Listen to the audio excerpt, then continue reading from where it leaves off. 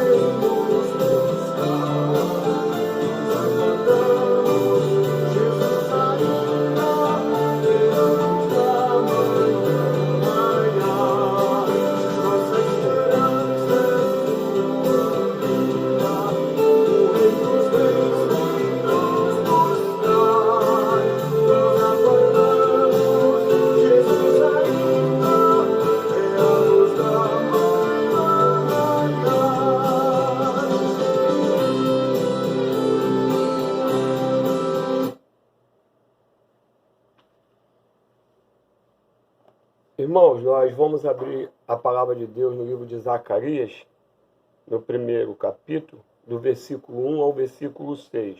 Amém? Diz assim a palavra do Senhor. No 8º mês do 2º ano de Dário, veio a palavra do Senhor ao profeta Zacarias, filho de Baraquias, filho de Ido, dizendo: O Senhor tem estado em extremo desgostoso com os vossos pais. Portanto, dize-lhes, assim diz o Senhor dos Exércitos, Tornai para mim, diz o Senhor dos Exércitos, e eu tornarei para vós, diz o Senhor dos Exércitos. Não sejais como vossos pais, os quais clamavam os primeiros profetas, dizendo: assim diz o Senhor dos Exércitos, convertei-vos agora dos vossos maus caminhos e das vossas más obras, mas não ouviram, nem me escutaram, diz o Senhor. Vossos pais, onde estão eles? E os profetas, viverão eles para sempre? Contudo, as minhas palavras e os meus estatutos que eu mandei pelos profetas meus servos, não alcançaram vossos pais. Eles tornaram e disseram: assim como o Senhor dos Exércitos fez tensão de nos tratar, segundo os nossos caminhos, segundo as nossas obras, assim ele nos tratou. Irmãos, nós queremos fazer uma introdução para orientar o povo de Deus. Essa mensagem hoje ela tem o cunho de mostrar qual deve ser a nossa conduta e postura diante dos últimos acontecimentos. O que vamos fazer? Nós temos que ter o cuidado, irmão. A geração cristã desse presente século, por ter se afastado muitas das vezes da palavra de Deus, ela sai de um extremo de há poucos dias e já entra em outro extremo. Qual é o primeiro extremo que a nação cristã entrou? Nós ali na Igreja Nazarena, através do reverendo pastor Cláudio Roberto, nós estamos sempre anunciando a vinda de Jesus. Fazemos isso porque a Escritura está se cumprindo diante dos nossos olhos. Portanto, o que essa geração pouco vê é que Jesus está às portas. Bastou ouvir uma pandemia, isso é o princípio de dores que está em Mateus 24, a partir do versículo 6, nós vamos ler isso depois. As pessoas agora já estão totalmente, todas elas, usando o YouTube, usando Zap. Jesus vai voltar amanhã, vai voltar ano que vem. Jesus está... Mas esse extremo não pode, isso é um extremo. Nós não podemos agora, irmãos, entendendo que Jesus está às portas por causa da pandemia, e agora deixarmos de ter os nossos sonhos, fazer a faculdade, casar. Nós devemos levar uma vida normal. Não sabemos o dia e a hora que Jesus vai voltar. Sabemos que ele está às portas. Eu tenho usado, às vezes, o púlpito da igreja para anunciar que eu não sei se a minha filha, que tem 13 anos, fará 20 anos sem que Jesus volte antes. Então, é notório que Jesus está às portas. Mas não devemos agora, irmão, desistir, parar de viver, estar sob tensão. Então nós vamos dar, qual deve ser a nossa postura, o nosso padrão ante esses últimos acontecimentos. Ainda, irmãos, a terra viverá bonança e caos. Bonança e caos. A terra está se movendo, está sendo arada, ela está sendo fertilizada para que o anticristo possa encontrar a terra sob o caos, o mundo. E aí ele vai chegar com a sua mirabolante esperteza satânica para influenciar os líderes mundiais e assim fazer a sua empreitada, que é glorificar Satanás na face da terra. Então nós queremos voltar ao texto agora, em Zacarias 1, nós vamos ler o versículo 2 e vamos ver o que diz a palavra do Senhor. O Senhor tem estado em extremo desgostoso com os vossos pais. O Senhor não fica desgostoso. Ele sabe todas as coisas. Ele sabe todas as coisas. Ele criou o homem. Ele criou o entendimento do homem, o seu intelecto. Ele sabe o que o homem vai pensar, o que o homem vai fazer. Ele sabe quantos hão de ser salvos e quantos não serão salvos. Por culpa de quem? Do homem. O Senhor nunca predestinou aquele ou esse para o inferno. Você deve lembrar sempre da parábola do rico e Lázaro. Aquele homem rico, ele questionou se ele poderia vir, não mais para voltar à terra e arrepender-se, mas ele queria avisar os seus irmãos que aquilo era verdade, que eles deveriam ter um comportamento totalmente favorável a que se encontrasse com o Senhor Deus. E aí, Deus diz para aquele homem que na terra, os irmãos deles têm a palavra e os profetas, ouça-os.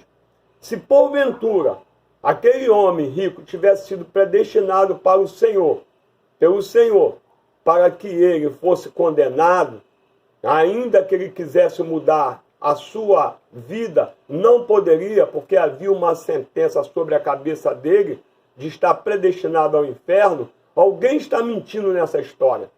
Ou é Deus, ou então o Senhor fez vista grossa.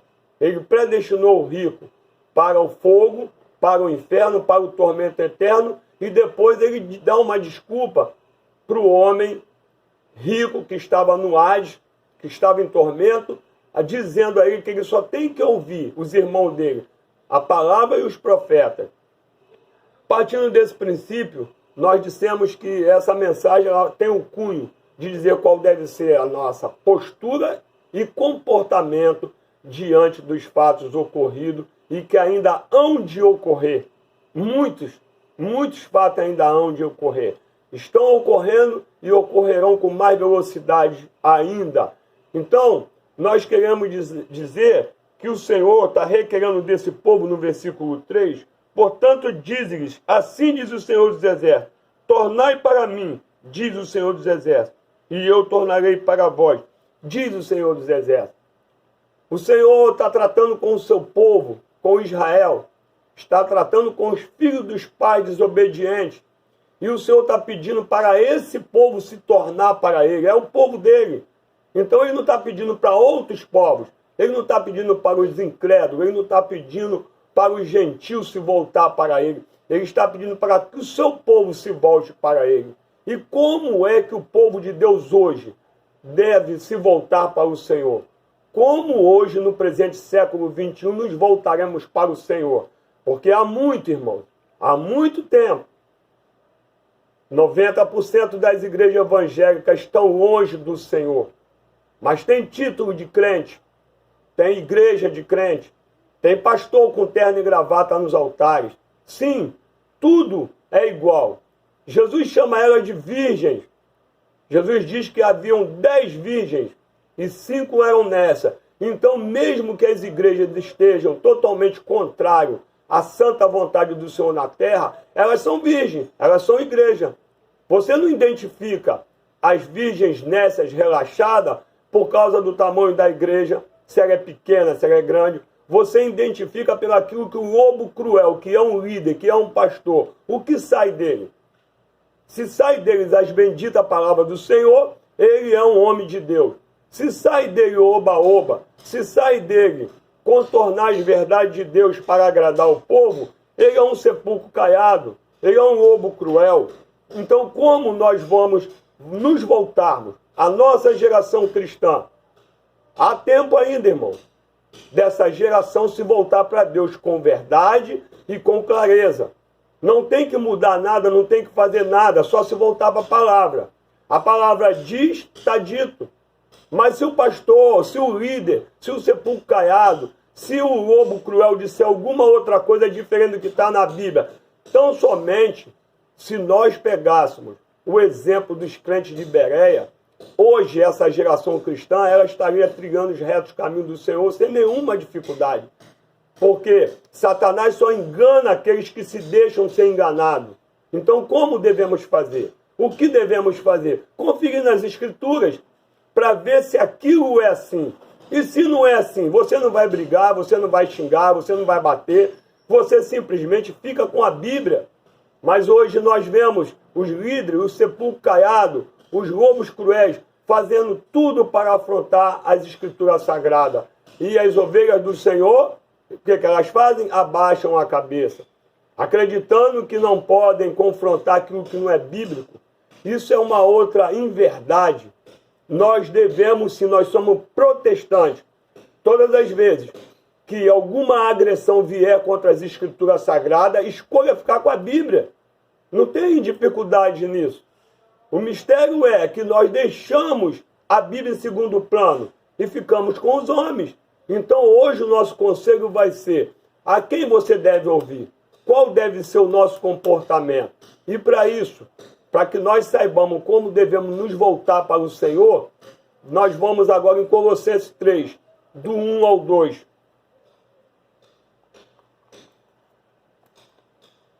Diz assim a palavra do Senhor, Colossenses 3, do 1 ao 2. Portanto, se já ressuscitaste com Cristo, buscai as coisas que são de cima, onde Cristo está assentado à destra de Deus. Pensai nas coisas que são de cima, e não nas que são da terra. Pensai nas coisas que são de cima, e não nas que são da terra. Aqui nós estamos tendo um caminho de como nós podemos, nessa geração, nos voltar para o Senhor. Primeiro é abominar as coisas terrenas, não é abominar o trabalho, não é abominar se você quer comprar uma casa, fazer faculdade. Cuidado com a faculdade. Cuidado com a faculdade. Não se detenha no caminho dos pecadores. Não se assente na roda dos escarnecedores.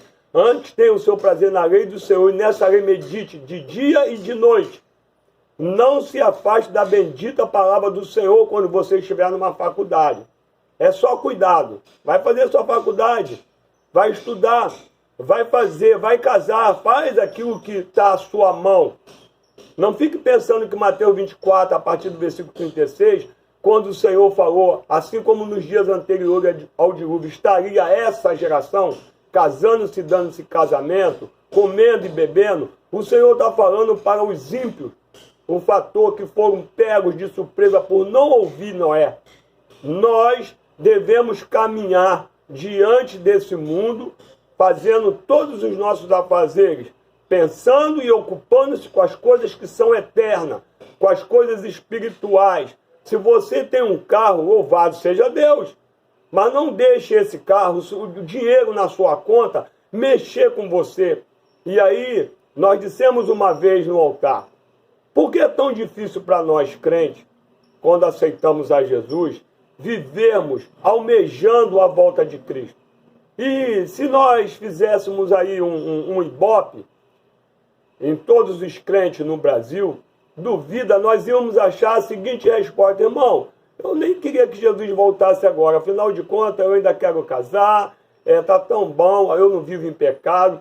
Então nós passamos a amar esse mundo, passamos a amar o que o mundo tem a nos oferecer, simplesmente porque deixamos de cumprir o que está em Colossenses 3, o que está em Mateus 6,33, aonde Jesus disse que a solicitude por essa vida, pelo que eu vou comer, como vou me vestir, o que eu vou fazer, essas coisas só traz desânimo e saciedade humana. E Jesus também diz lá que nós devemos nos ocupar com as coisas celestiais e eternas, porque Ele conhece a nossa estrutura. Mas os homens que estão à frente das ovelhas do Senhor se incumbiram de tirar o foco das ovelhas de Deus, se incumbiram de fazer com que os crentes se ocupassem com as coisas terrenas, com as coisas humanas. Ocupasse não é deixar de trabalhar, não é deixar de querer ter o seu salário digno, não é deixar de fazer uma faculdade, não é deixar de casar, é fazer todas essas coisas. Mas eu vou te dar um exemplo. Para que nós possamos nos voltar para as coisas espirituais do Senhor, nós precisamos amar o não do Senhor. Nós precisamos amar o não do Senhor. Essa geração, essa geração cristã, ela aprendeu a não amar o não do Senhor. Ensinaram ela a se desviar do não do Senhor, a pegar um atalho. E nós vamos ver um personagem bíblico que o fez e pagou um preço muito alto, porque ele não amou o não do Senhor. Então, se qualquer coisa hoje que diz crente não pode, mas por que não pode, pastor? Pastor, a dispensação é outra. Pastor, Deus não vai me condenar porque eu faço tal coisa. Eu estou no Evangelho da Graça, eu não mereço. Deus é que quer me levar para o céu. Se depender de mim, eu nunca vou ao céu. Engano, irmão. Engano. As 7 cartas de João, do Apocalipse, ela vai dizer que ao que vencer, responsabilidade pessoal, irmãos. Responsabilidade pessoal. A nossa geração, ela está atribuindo a Deus aquilo que ela tem que fazer. A nossa geração está deixando que Deus seja santo por ela. como se ela não tem nenhuma parte em ser santa. A nossa geração está deixando a palavra de Deus em segundo plano e dando ouvidos ao homem. Então, irmãos, qual deve ser a nossa postura e comportamento diante dos fatos aqui vivenciado por todos nós? Primeiro, nós devemos amar o nome do Senhor. Devemos ter cuidado com estratégia para contornar o não do eterno.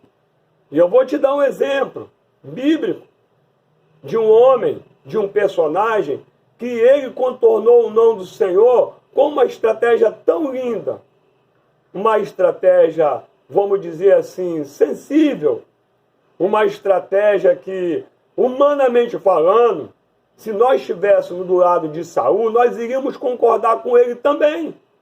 Por que iríamos concordar com ele? Porque nós temos essa capacidade humana de entender que desde que o não do Senhor, que nós vamos não praticar, que vamos contornar ele, seja para uma coisa benéfica, seja para uma coisa aonde a estratégia está focando alguma outra coisa.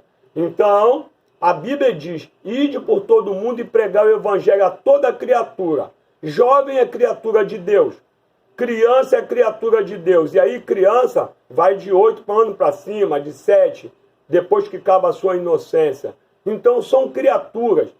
O Senhor mandou pregar o evangelho. Ele não mandou usar estratégia. Quando ele viu os 70, ele não mandou que os 70, após serem recusados numa casa, numa cidade, usasse qualquer estratégia para que os homens fossem sensíveis à palavra de Deus. Esse é outro engodo. Então a estratégia é um modo. A estratégia é sim uma mentira para que nós passemos de largo pelo não do Senhor. Então eu te convido aí comigo no livro de 1 Samuel 15, no versículo 3 e 9.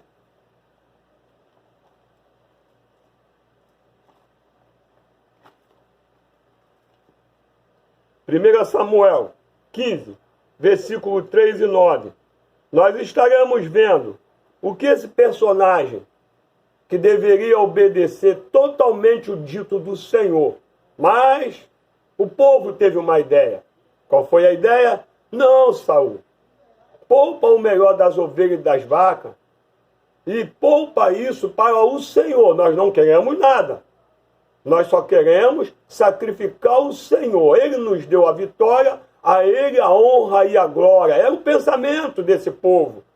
Eu tenho certeza que quando o povo pensou isso, naquele momento eles não sabiam a maldade, o agravo que eles fariam, juntando-se a Saul para não obedecer o não do Senhor, porque a estratégia era única. É para o Senhor.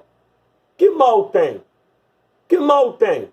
Se nós fizermos alguma coisa diferente dentro do santuário.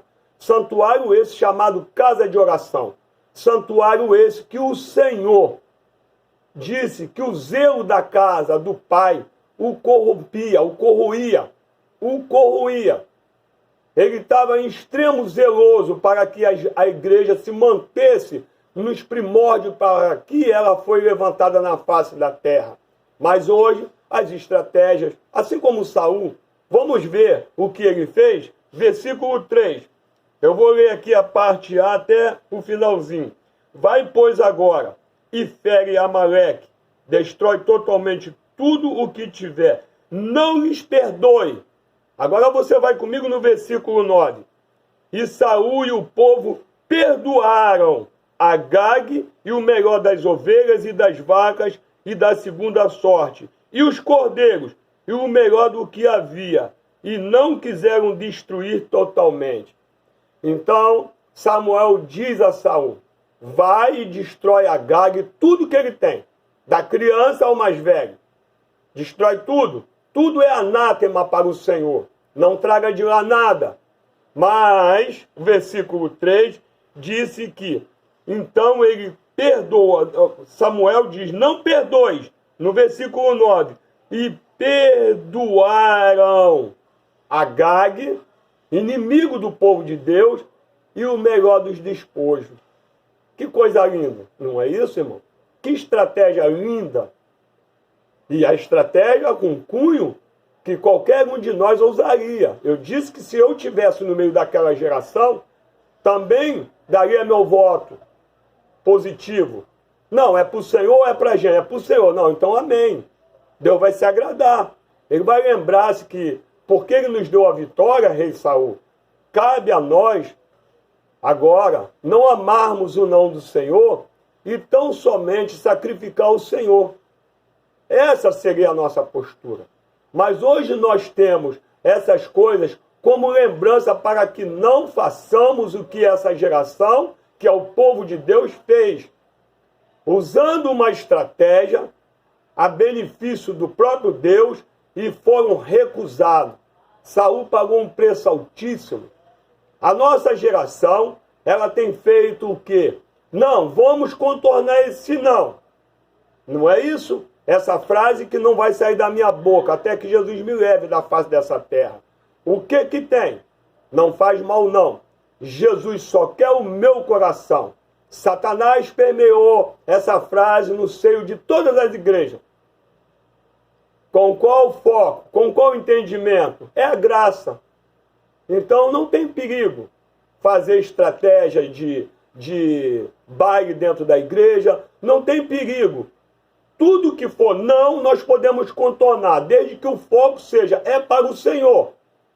Por que fazer isso na igreja? É para o Senhor, irmão. A dispensação nos confere esse direito. É como se nós estivéssemos à frente do judeu.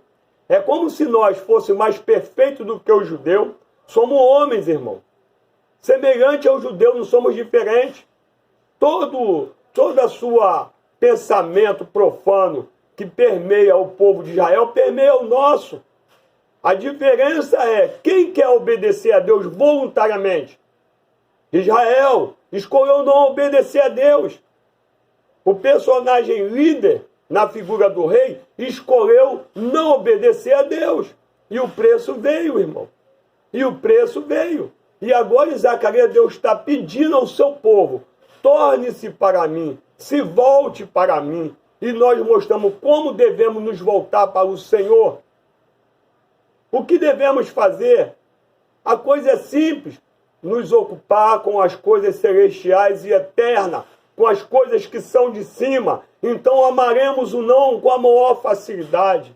Amaremos o não sem nenhuma dificuldade. Mas quando o nosso coração, quando o líder nos propõe a amarmos o que a terra tem a nos oferecer, sempre teremos estratégia para não amar o não do Senhor. Sempre teremos estratégia para andarmos segundo os nossos caminhos. Então, irmãos, qual foi o objetivo desse ato de desobediência de Saul? Sacrificar o Senhor. Qual foi o objetivo? Naquele momento, passou-se na cabeça de Saul que ao não obedecer o não do Senhor, ele estaria fazendo um grande desastre na sua vida. Ele só foi saber depois, irmão. Ele só foi saber depois. Significa que nós vamos lembrar o cunho dessa mensagem. Qual deve ser a nossa postura e conduta diante dos fatos que estamos vivenciando? Primeiro, continuar com a alegria do Senhor. Viver servindo ao Senhor. Vai trabalhar. Nós amando o não do Senhor, é evidente que o arrebatamento vai nos alcançar. Deixa eu falar aqui, irmãos. Deixa eu falar uma coisa aqui. A salvação é para todos os homens. Todos os homens podem ser salvos ao requerer o sangue de Cristo sobre as suas vidas. O arrebatamento é para poucos, irmão. O arrebatamento é para poucos. Isso está nas Escrituras. Está na carta de João, às 7 igrejas da Ásia. Então, como vamos vencer? Você não vence com a sua força. Nós não vencemos com a nossa força. Ao que vencer? Nós não seremos prudentes com a nossa força. Nós seremos prudentes com a obediência, irmão. Não tem milagre. Não tem coisa difícil. É obediência. O não de Deus é não, ainda que isso doa, ainda que isso me corroa a minha carne, é o não. Isso é que vai nos levar ao arrebatamento. Isso vai nos levar a sermos uma pessoa com prudência. Estarmos entre as virgens prudentes. É isso que vai nos levar, estarmos com as nossas vidas em prudência. Então, qual é o comportamento que devemos ter? Qual comportamento devemos ter? Vivenciando o princípio de dores. Mateus 24, 6, irmão. Você já conhece, mas vamos lá. E ouvireis de guerra e de rumores de guerra. Olhai, não vos assusteis, porque é necessário que tudo isso aconteça, mas ainda não é o fim. Porquanto se levantará nação contra nação, reino contra reino, haverá fomes e pestes, terremotos em vários lugares. Mas todas essas coisas são um princípio de dores. Então, irmão, qual deve ser o nosso comportamento ao estarmos vivenciando o princípio de dores? Está escrito, irmão. O que eu vou fazer? Como vou me manter de pé? Como vou me manter entre aqueles que não verão a grande tribulação? O que fazer, pastor? Vamos entrar em depressão? Vamos agora tentar fazer uma nova prática? Agora nós vamos achar um outro caminho? Não. Vamos voltar para a Bíblia, não é isso? Porque o princípio de dores é bíblico, ok? Então o nosso comportamento, vamos ver o que eu faço. Quais são as minhas... Versículo 44, irmãos. Diz assim: estás apercebido. Vamos ver Mateus 24, versículo 44.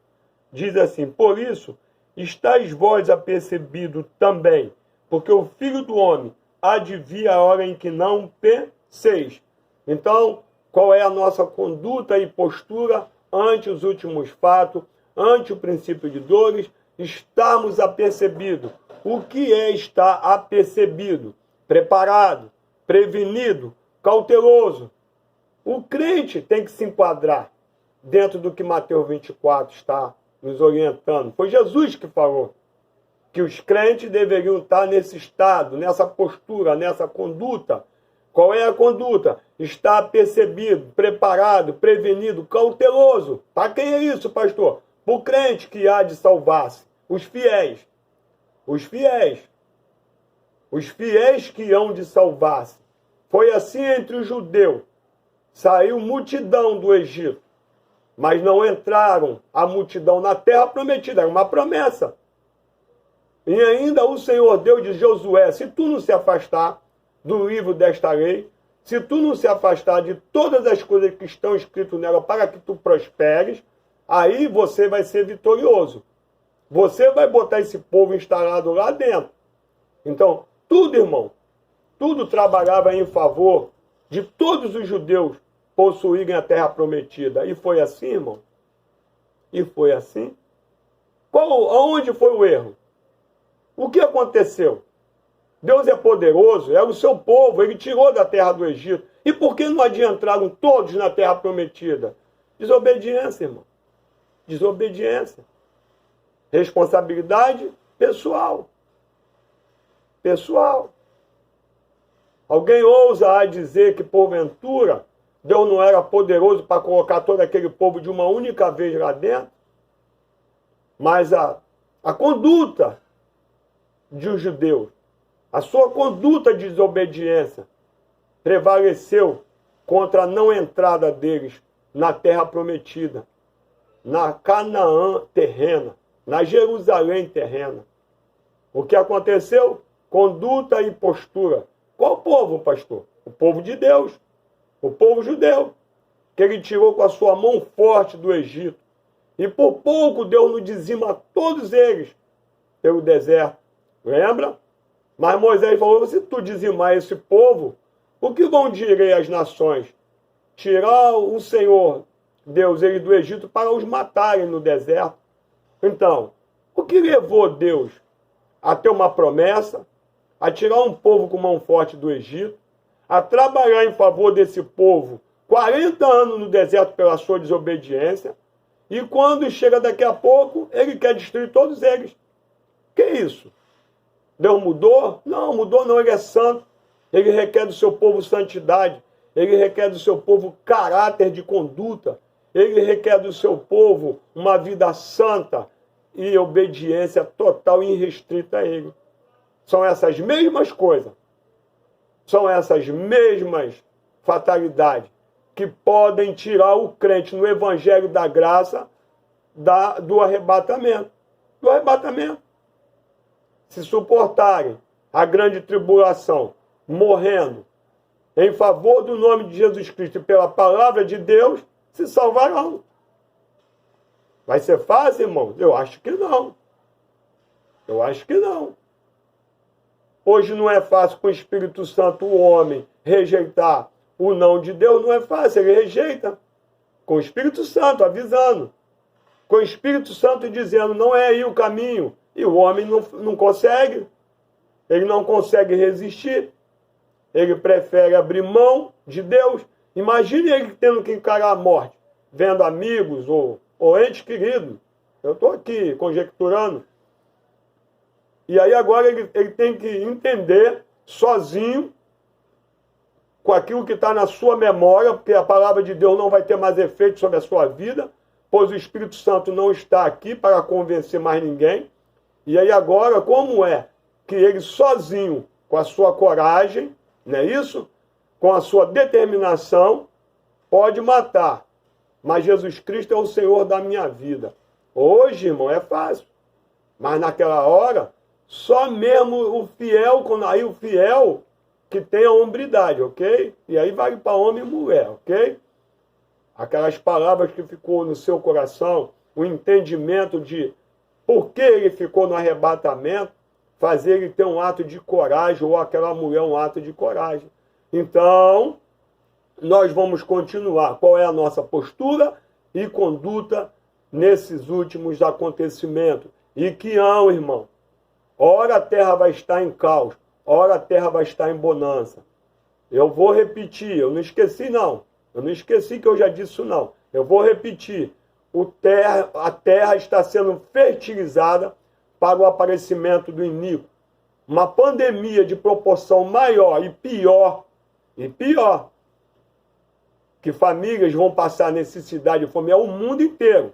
O FMI, ainda sem alarde, já disse que o mundo vai caminhar por pós-guerra, pós-segunda guerra mundial, onde a economia estava estagnada, estava totalmente destruída. Então, o mundo ainda vai caminhar para esse caos, irmão. Para esse caos, ok?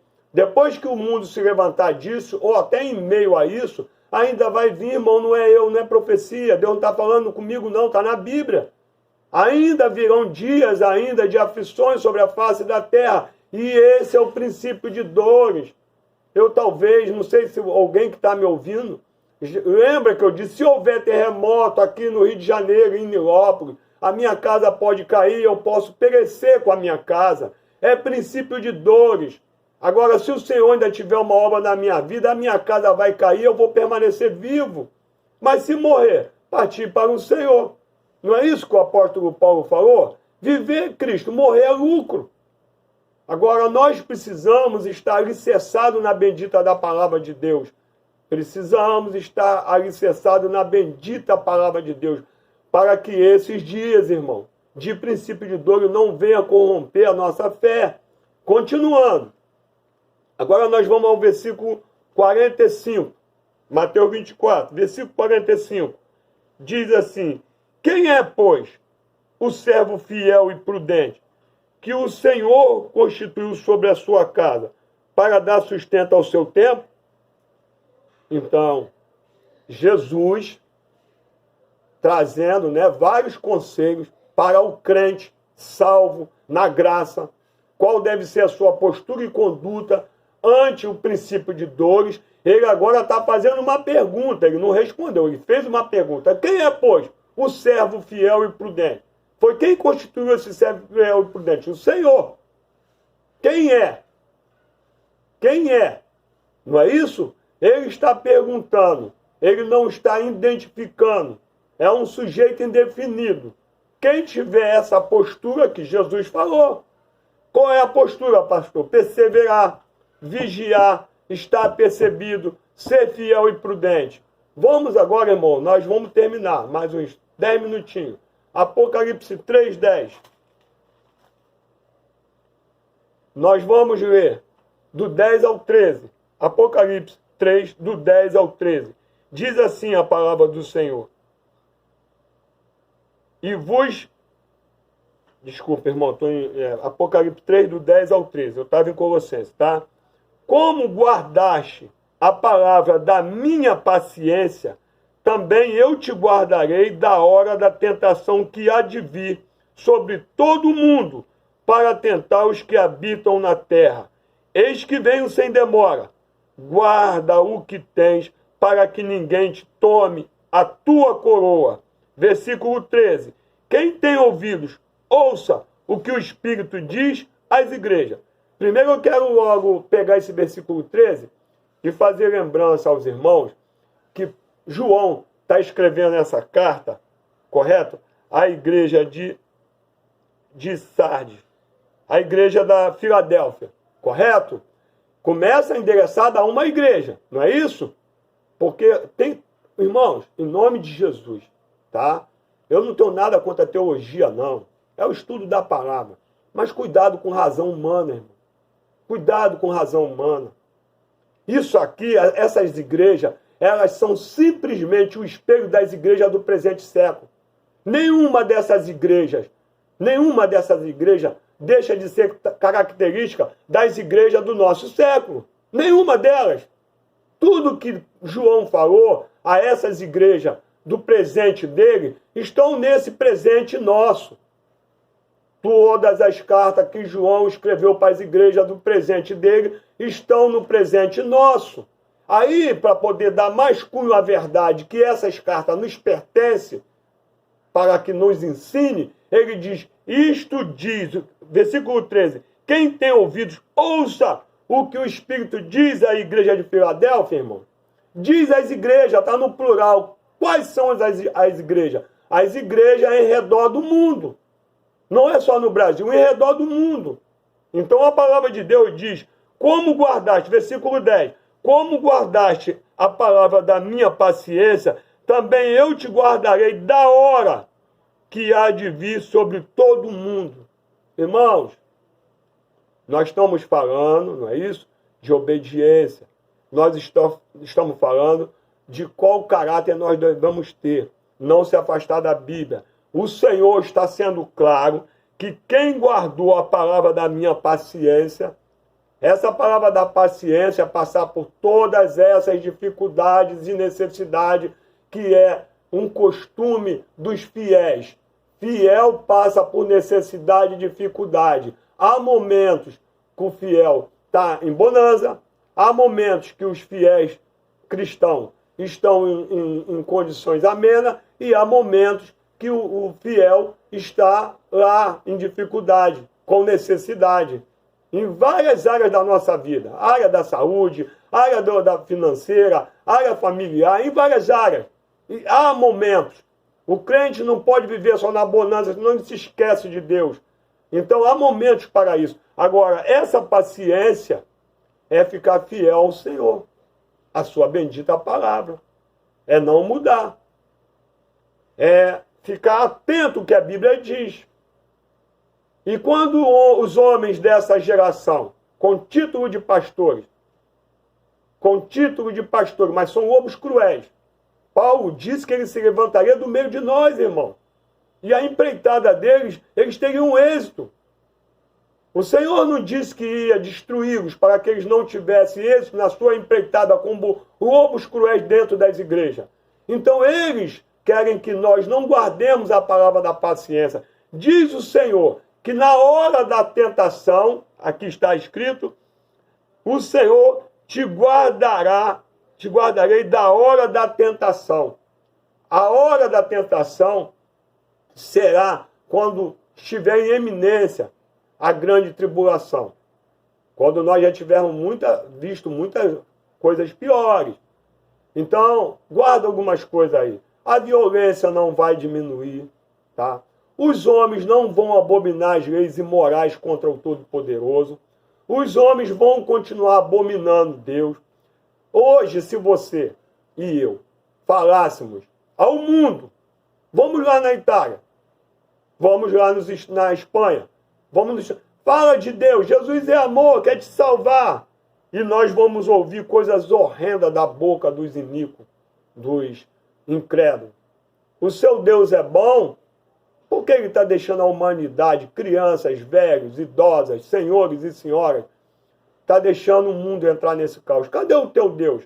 Mas eles esquecem que todos os dias da sua vida agridem ao Todo-Poderoso com as suas leis imorais, infâmias. Então, irmãos, devemos nos guardar com paciência, porque nós guardamos a palavra da sua paciência, ele nos livrará da hora da tentação. Então, eu quero aqui abrir um parênteses para ler um comentário que eu fiz aqui. Então, não é pecado orar, mas cuidado. Esse princípio de dores é determinado pelo Eterno.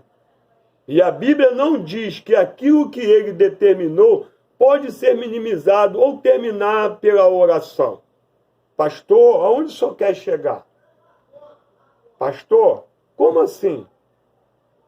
O princípio de dores, irmão, é uma determinação de Deus antes a grande tribulação, antes da grande tribulação. É uma determinação de Deus. Eu li em Mateus 24 qual deve ser a nossa conduta e postura. E em momento algum, o Senhor falou para orar para que esses dias não viessem. Em momento algum. Mas ele nos deu o conselho. Não é isso? Eu vou lembrar os conselhos. Ele disse, perseverai, vigiai, estais apercebidos, sede fiel, prudente. Aí lemos Apocalipse. Portanto, com certeza, você que é um estudioso da Bíblia, e aí eu quero que você volte comigo em Mateus 24, nós já estamos terminando, irmão. Já estamos terminando. Você vai voltar em Mateus 24, e você vai ver comigo o versículo 20, Mateus 24, 20. Eu não li. É porque você é um estudioso da Bíblia. E orai para que a vossa fuga não aconteça no inverno nem no sábado. Mateus 24. E orai para que a vossa fuga não seja no inverno, nem no dia de sábado. Propriamente para o judeu. É o seu povo, e Deus não está dizendo para eles orar, para ser minimizado o princípio de dor. Está dizendo a ele, ore, para que a sua fuga não aconteça no mês do inverno, e nem no dia de sábado. Tudo está parado. No inverno as estradas ficam terríveis, porque os judeus deverão fugir, alguns da caça do anticristo. Então nós não vamos entrar em detalhe aqui. Então só tem essa passagem onde Deus manda o judeu orar. Lembre-se, irmão, quando os discípulos perguntaram a Jesus, Senhor, quando serão essas coisas? Que sinal haverá da tua vinda e do fim do mundo? Lembre-se primeiro, quem perguntou foi judeu. Jesus responde de uma forma aleatória para o judeu, para os crentes e para os incrédulos. Então Jesus não diz, judeu, vou falar agora só com vocês. Agora eu estou falando com a igreja, ok? Em redor do mundo. Agora eu vou falar com os incrédulos. Não, Jesus sai respondendo aleatoriamente. E essa passagem de Mateus 24, do 15 até o 28, isso aí está misturado. A maioria dos versículos é para judeu. Um ou outro ainda é concernente à igreja e aos incrédulos. Um ou outro. Não cabe agora explicar isso, não tenho tempo para isso. Amém? Eu quero, com essa palavra, terminando, agradecer aos irmãos, ao reverendo pastor Cláudio, por nos deixar ainda mencionar a palavra de Deus como ela é. Eu sempre disse e sempre vou dizer, pastor Cláudio me conhece. Não estou aqui legislando em causa própria, mas em vários lugares. É só para vocês entenderem o que o homem está fazendo. Ninguém pode falar as verdades de Deus nua e crua, sem ser tolhido, sem ser retirado. Então eu louvo a Deus pela tua vida, pastor Cláudio. Eu louvo a Deus pela tua sinceridade com o Senhor. Deus com certeza vai se lembrar disso, pastor. Deus com certeza vai se lembrar disso, não os homens. Mantenha essa postura e conduta com o Todo-Poderoso. E o Senhor verá o quanto valeu a pena ser obediente a Deus. Não permita, pastor, que jamais a bendita palavra do Senhor seja tolhida naquele altar. Não permita, pastor, que aquilo que os homens pensem possa suplantar a palavra de Deus. Nós vamos orar, finalizando antes com essa palavra. Obedecer significa amar o não do Senhor. Vou repetir para terminar.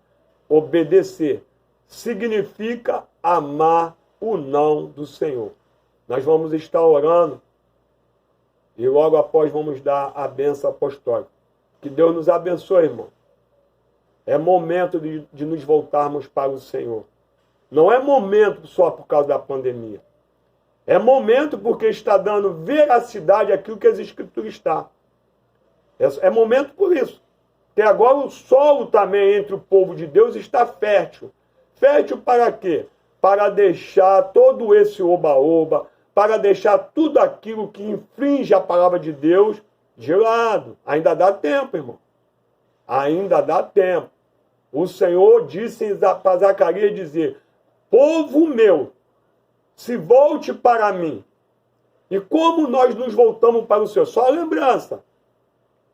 Pensando nas coisas celestiais e eternas. E ocupando-se com elas.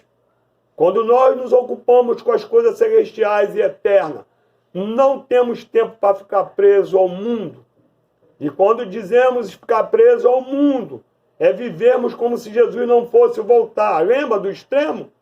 Até pouco tempo, Jesus está voltando.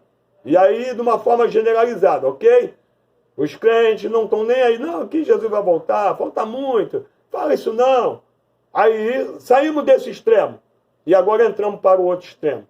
Jesus vai voltar amanhã. Vai voltar ano que vem. Vai voltar daqui a pouco. Será que vale a pena viver? Será que vale a pena abrir minha empresa? Será que vale a pena eu querer minha casa própria? Senão, isso tudo está errado. Você tem que querer todas essas coisas, desde que essas coisas não sejam prioridade na sua vida para com Deus.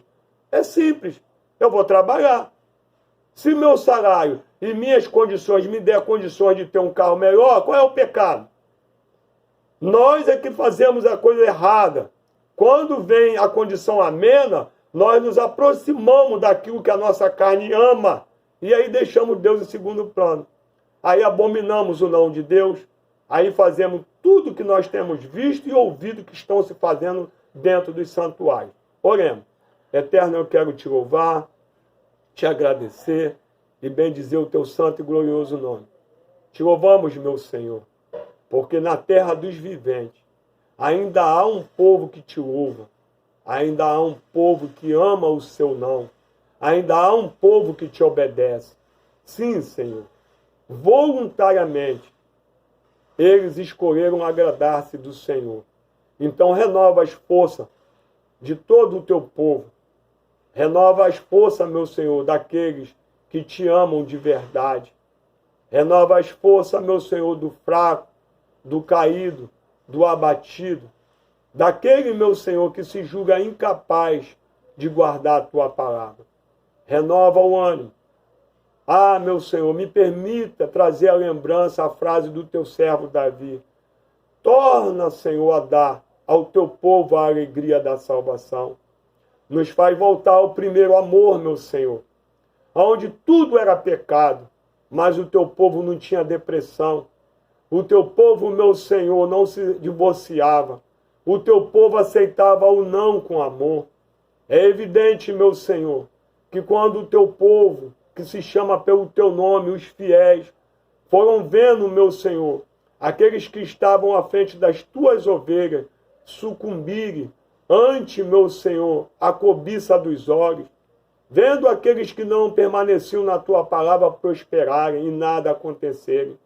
Esses também foram levados, meu Senhor, a abrir mão da tua bendita palavra, meu Senhor, e se voltarem às fábulas, e se voltarem, meu Senhor, para as palavras ociosas dos homens.